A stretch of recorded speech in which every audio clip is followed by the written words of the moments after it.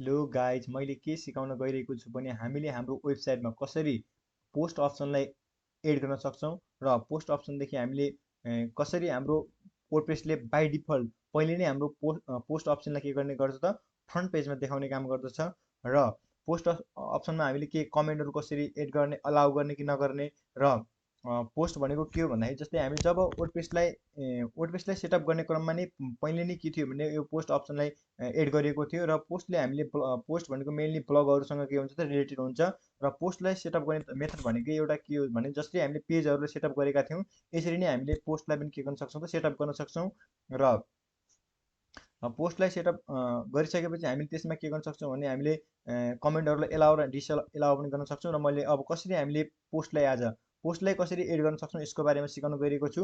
यसको लागि हामीले के गर्नुपर्ने हुन्छ भने हामीले हाम्रो ड्यासबोर्ड ओपन गर्ने पनि हुन्छ र मैले ड्यासबोर्डलाई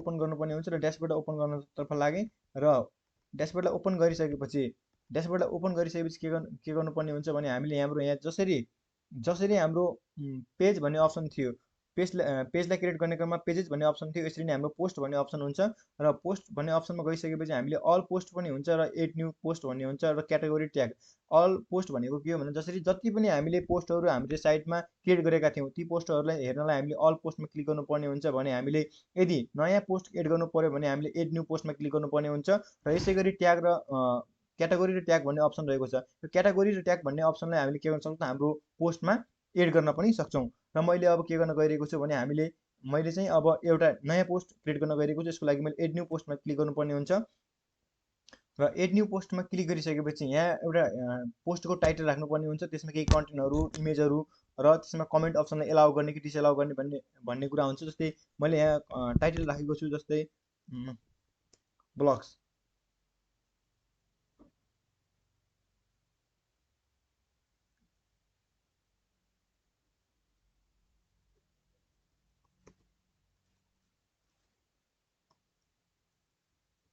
ब्लग्स भन्ने मैले टाइटल राखेँ।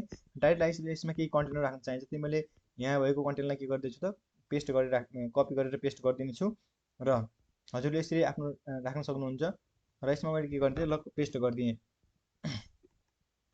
पेस्ट गरिसकेपछि यसमा केही इमेजहरू राख्न पऱ्यो भने चाहिँ हजुरहरू सजिलोसँग राख्न सक्नुहुन्छ। जस्तै मैले यहाँनिर मैले एउटा केही इमेजहरू राख्न पऱ्यो भनेपछि हजुरले सजिलोसँग राख्न सक्नुहुन्छ।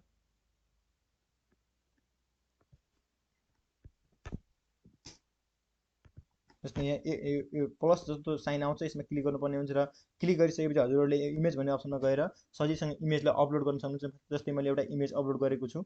जस्तै यसको लागि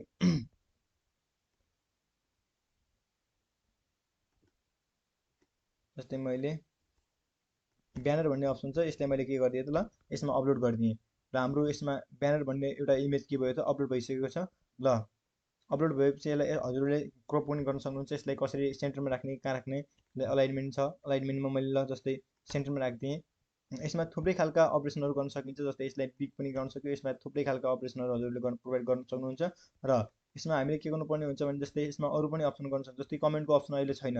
कमेन्टको अप्सन राख्नलाई हामीले के गर्नुपर्ने हुन्छ भने हामीले सेटिङ भन्ने अप्सनमा क्लिक गर्नुपर्ने हुन्छ र क्लिक गरिसकेपछि हाम्रो यो पोस्ट भन्ने ब्लग भन्ने नै कि पोस्ट भन्ने अप्सनमा क्लिक गर्नुपर्ने हुन्छ र क्लिक गरिसकेपछि यहाँ हाम्रो पोस्टको भिजिबिलिटीमा पब्लिक राख्ने कि हाम्रो पोस्टलाई प्राइभेट राख्ने कि पासवर्ड प्रोटेक्टेड राख्ने कि पासवर्ड राखेर ओपन हुने खालको पोस्ट क्रिएट गर्ने के भन्ने अप्सनहरू हुन्छन्। यसबाट मैले चाहिँ पब्लिक राखेको छु र पब्लिक राखिसकेपछि यहाँ अर्को पनि अप्सन हुन्छ। जस्तै पब्लिसमा इमिडिएटली हुन्छ।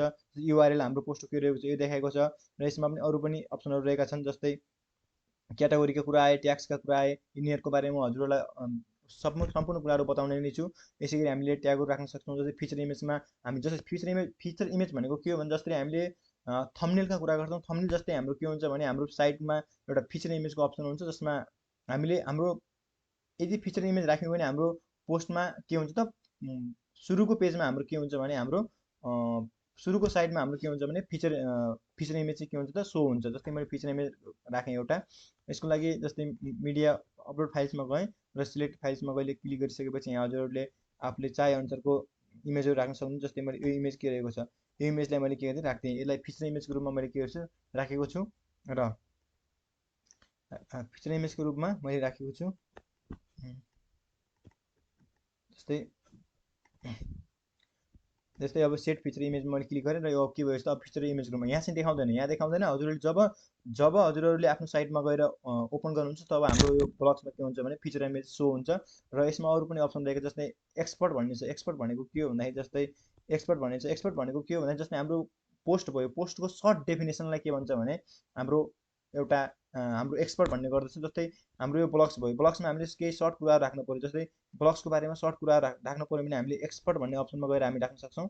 जस्तै मैले यति केही कन्टेनर लगेर जस्तै यो कन्टेनर लगेर मैले के गर्न सक्छु त, यहाँ लगेर पेस्ट गर्न सक्छु। र यसमा हजुरहरूले यो भनेको के हो भने ब्लग्सको सर्ट डेफिनेसनलाई के भन्छ त हाम्रो एक्सपर्ट भन्ने गर्दछ।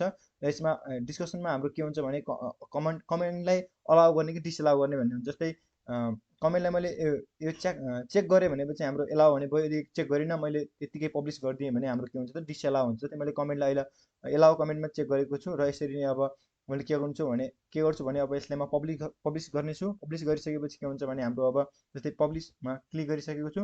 पब्लिसमा क्लिक गरिसकेपछि हाम्रो अब जति पनि हामीले सेटअप गरेका थियौँ, जति पनि जस्तै हामीले कन्टेनर राखेका थियौँ, इमेजहरू राखेका थियौँ, फिचर इमेज राखेका थियौँ, त्यसमा कमेन्टको अप्सनलाई के गरेको थियौँ त एलाउ गरेको थियौँ। यी सबै अप्सनहरू हाम्रो के हुन्छ सो हुन्छ। अब यो अप्सनलाई हामीले साइडमा गएर सजिलैसँग अब के गर्न सक्छौँ त सी गर्न सक्छौँ। जस्तै हाम्रो साइट अब यो भइसक्यो, पब्लिस भइसकेको छ। र जस्तै म साइडमा गएँ, साइडमा गइसकेपछि मैले रिफ्रेस गरेँ, रिलोड गरेँ।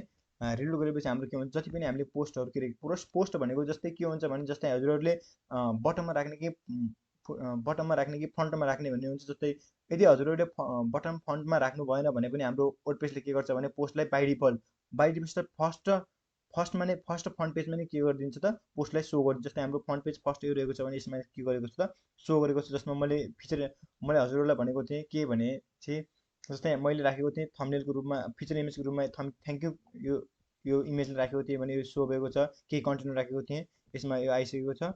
र